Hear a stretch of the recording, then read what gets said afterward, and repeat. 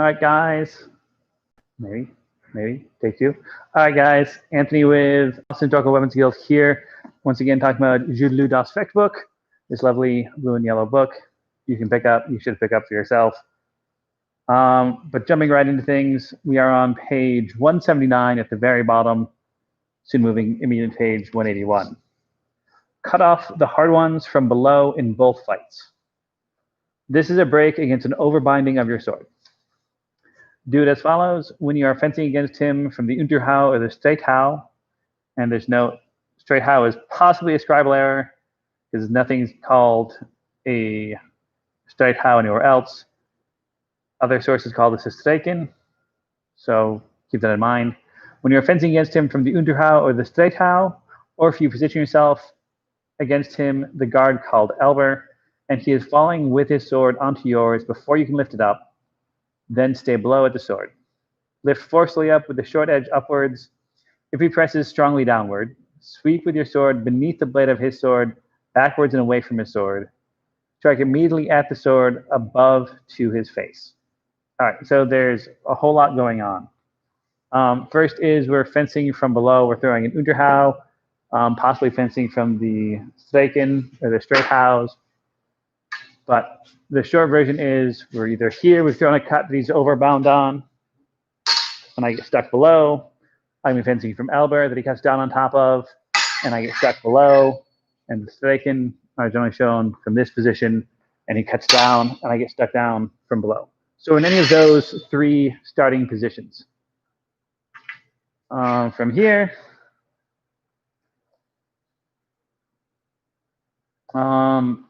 so stay below at the sword. So lift forcefully up with the short edge upward.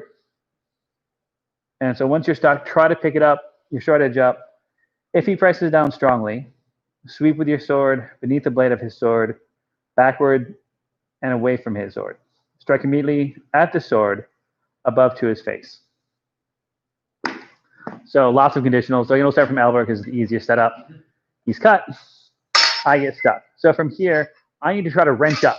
If I get free, I should do something else and move around. This blade is assuming that he presses through, he stays down, and I don't get that position I just got. So again, from Elber, he cuts. Now I lift up hard my short edge, nothing happens. This is when I need to do something else. Because if I just keep standing here and fighting, I'm not going to get anywhere. So he's talking about bringing the short edge back behind, running off, and then just bring this down.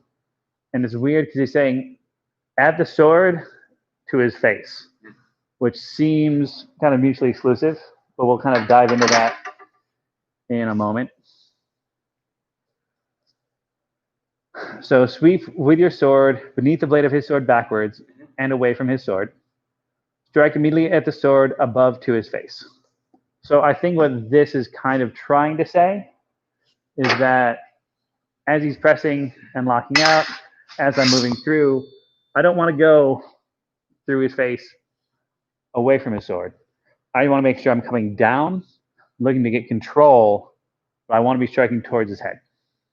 So again, no matter how I start, with Elber, he overbinds, I get stuck. I try to pick up hard. If I get here, great. Do something else, move on.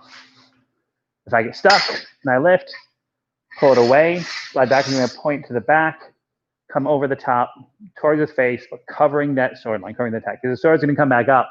It's going to do something, and this is where I'm striking at his sword, or to the sword. You think he could pull it off and then at the sword come back from come back through? It's worth experimenting. So as I try to fight up. I like yours better, but at the sword is kind of weird. I mean, I feel cutting down at the sword follows that better. Because what's your reaction when I do that? Like, let's add that. So as I pick up and I go around, right? Yeah, you're bringing that up. I'm just bringing this at that sword, at your face, or to your face, and moving through. And that feels like a pretty solid option to play off of from there. So moving on, the next play. Item another one. When you are fencing against him with the Unterhau or position yourself in the guard, the Elber, he falls on your sword close to the hilt. so that his point shows towards your right side. Go skillfully with your pommel over his sword and strike at his head with the long edge to his head. Or if he binds your sword to your left side, then go skillfully up with the pommel and strike with the sword the short edge to the head. This is all called schnappen or schnellen. So same setup, but he's got a much stronger, much closer bind. Give us a little bit more space. Right, so here, now he gets stuck up on the strong. And so now instead of trying to slide my sword away and around, all I'm going to do is wrench over with the sword that way. So again, from the right, I'm up, he's up on my strong. Pommel comes up, rotate the long edge through. If I'm on the left, same thing, pommel comes over, and just bring in that false edge. Pretty straightforward.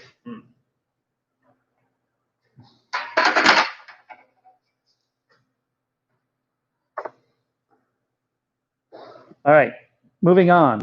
Next from the gloss. There are 4 cuts, 2 above and 2 below. Item, note the 4 cuts. Firstly, the 2 uppercuts have to be done against those fencers who like to do an umschlagen, striking around, out of a displacement, or who strike around from the bind to the other side. Break this beforehand with a cut in this way.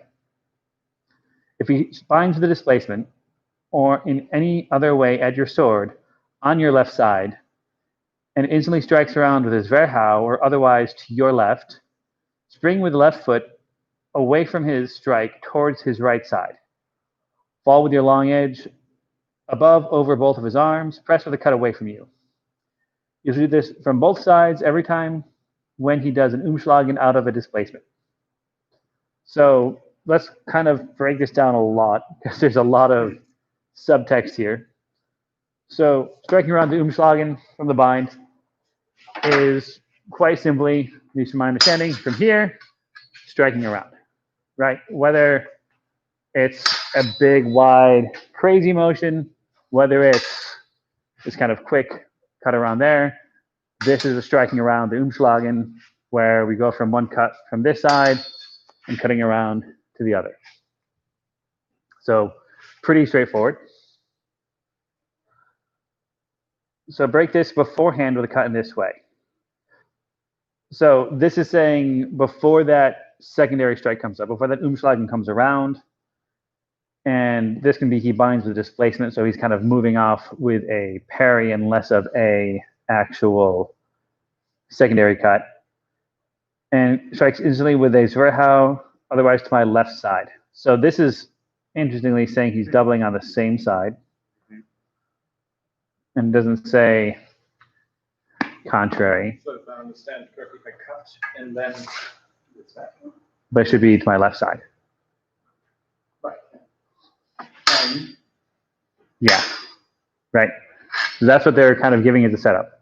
We meet in a bind or any kind of displacement, and it could, maybe it's more from the bind. So as you kind of set this off more from here, now you'd be cutting around.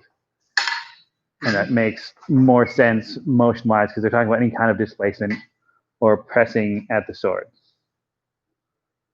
Yeah, at your sword, on your left side, instant strike around the sword, or otherwise to your left side. Spring with the left foot away from his strike toward his right side. Fall with your long edge. That's got to be a typo in there. Yeah, but if I come here, you jump. I mean, we'll run it through. All right. I'll run myself through. And it does say away from his strike, so it's got to be a mistranslation at the opening. That makes more sense with our basic understanding, right? So if we cut here, and he comes with his verk to my right side, we'll assume, because that matches the cutting around better. And now it makes this sense of I spring with my left foot to your right side, and I press with my hands down from there. So let's read that again. If he binds the displacement or the way on your sword, on your left side, only strikes with his right hand, or otherwise to, we're going to call this to your right.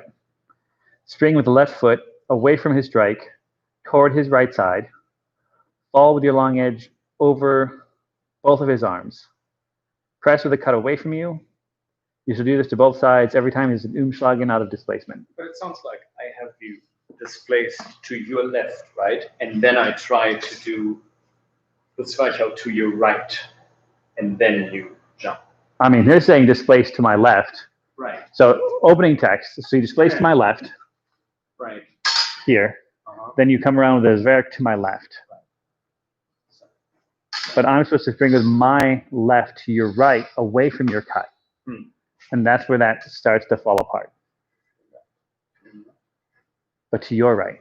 My left to your right, away from your cut, is where that starts to falter. So here. And if I'm here, I can really press. I don't really get your arms as much as I'd like out of that one. Spring with left foot away from his strike towards his right side. Fall with your long edge above, over both of his arms. Well, my smash was also not very high, so maybe. I'm not sure I'm going to make it better. Bang. Yes. Oh, you think it's just this? Maybe. I mean, that feels better, giving that better connection, and it makes more sense of making the circle we're making. Because as you cut around, maybe the other way around. So blocking the. So here, as you cut around, I can step through and slice that through, and that makes way more sense. So I'm definitely thinking that first left should be my right side, because then everything else fits much, much nicer. And if we are doing the opposite, the same should apply. So if you offset from here and you step around, I'm going to spring there. I'm just looking to make this connection, because even as you start chasing me is when this really starts to open up, right? That I can then press through and slice with the arms. So I like that. It makes a lot of sense. Definitely falls into things that I've done before, but a little bit more clear and concise. All right, so item. The two lower cuts have to be executed against those fencers who run in with erect arms. Do them as follows. If he binds at your sword, be it with displacing or otherwise, and he goes up high with his arms in order to run into your left side, twist your sword so that your thumb rests underneath with the long edge under his hilt into his arms. Press upwards with a cut. If he's running to your right side with your erect arms, twist your sword so that your thumb rests underneath with a short edge under his hilt into his arms. Press upwards with a cut. These are the 4 cuts. I feel like these should be the slicings. I'm not sure why that was translated. Yeah, the schnitz. So I've seen this translated as slicings elsewise.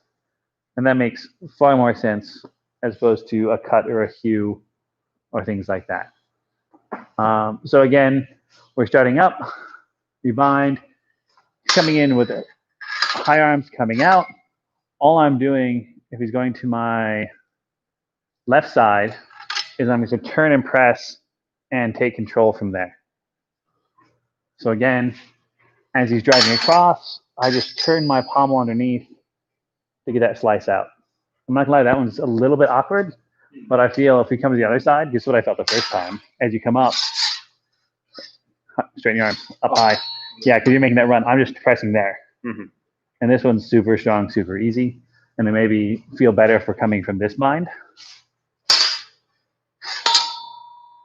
of dropping. That one felt really good. Yeah, the right side felt great. Left one, less so.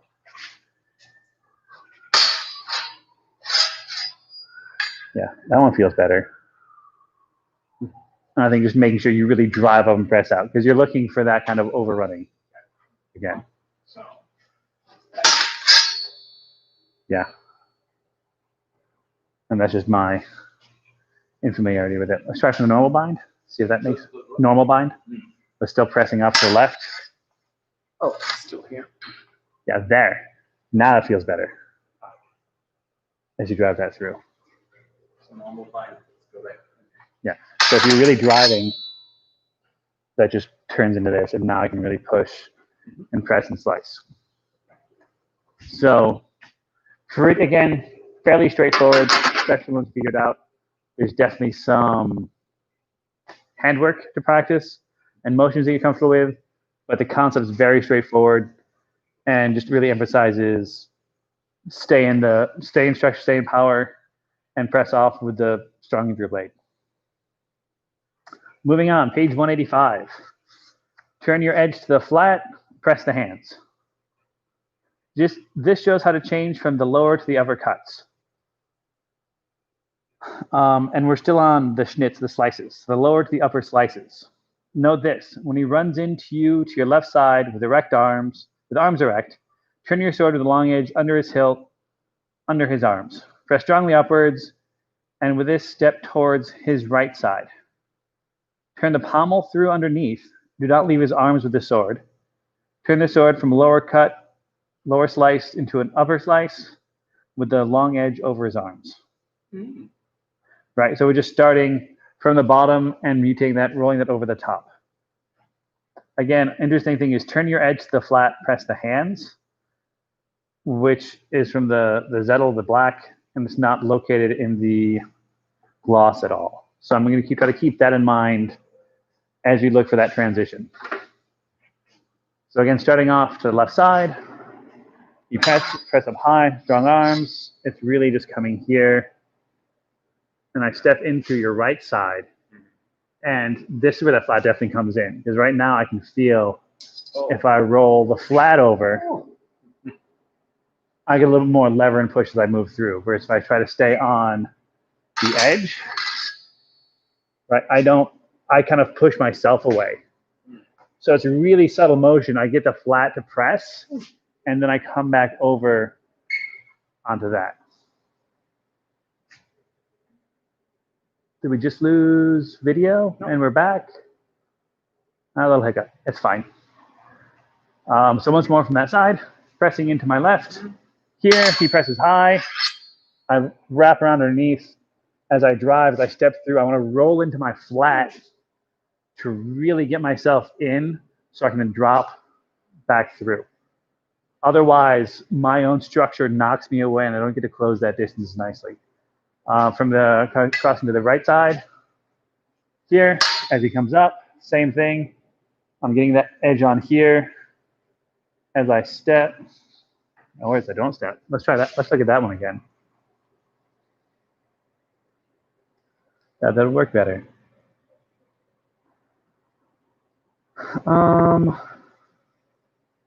When he runs into your right side with his arms erect, turn your sword with the short edge under his hilt to his arms. Pressing up strongly upwards and step towards his left side. With this, let the pommel go through below. Turn your sword with the long edge into his arms, into a slice, and press away from you.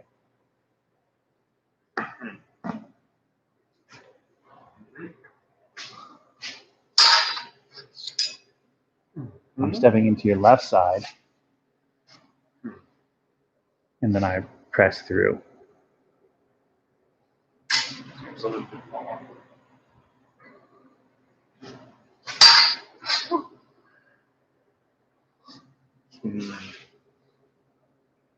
Better?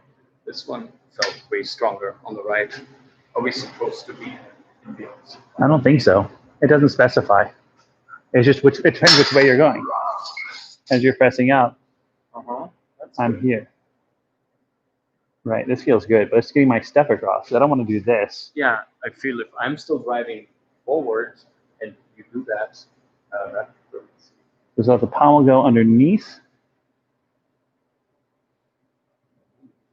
Under where? Because if you're driving through,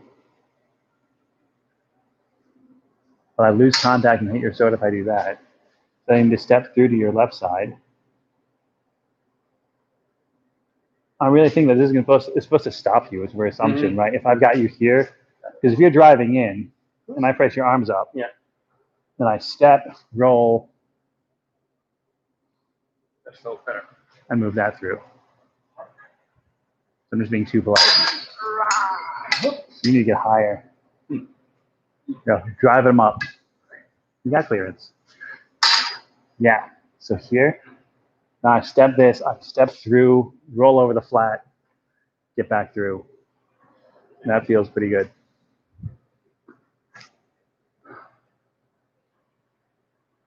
All right. So moving on, bottom of 185. 2 hangings from the ground succeed from one side in every fight. Start with that. Strike, thrust, position, soft or hard. You shall know 2 hangings from the ground. This is the flug from both sides.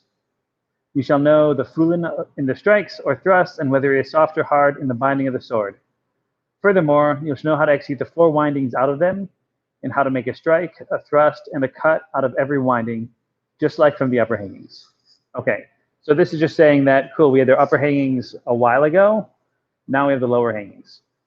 Again, we don't really have any clear-cut examples of this, any pictures of that. So I'm just going to touch on these briefly and kind of let things go from there. So obviously we've talked about flug before. Position here, right, either side. End of the hangings, the sword is out. Again, now that we have this word indes, this idea of when the swords clash and the swords spark and the swords touch, that's your moment to react and fight. As soon as the sword hits mine, I need to know if he's hard or if he's soft. When I know if he's hard or soft, that tells me which of my windings I should be doing. And then from there, I need to be able to know how to make one of my 3 wounders, which I don't think we've talked about yet through this. But your 3 wounders are a thrust at full distance, a cut at kind of that middle distance, lastly, the slice that we just talked about at the extreme close distance. And being able to convert those from the windings really starts tying your motions together. So if I'm in flug and he cuts in, from here, I can feel, okay, I can maybe snap this through and make that cut happen. If we're a little bit farther away, now when I make that motion, now this turns into a thrust. If we're a little bit closer, and I get the same pressure off, assuming this still works, now this turns into a nice press and a slice as I drive through and control.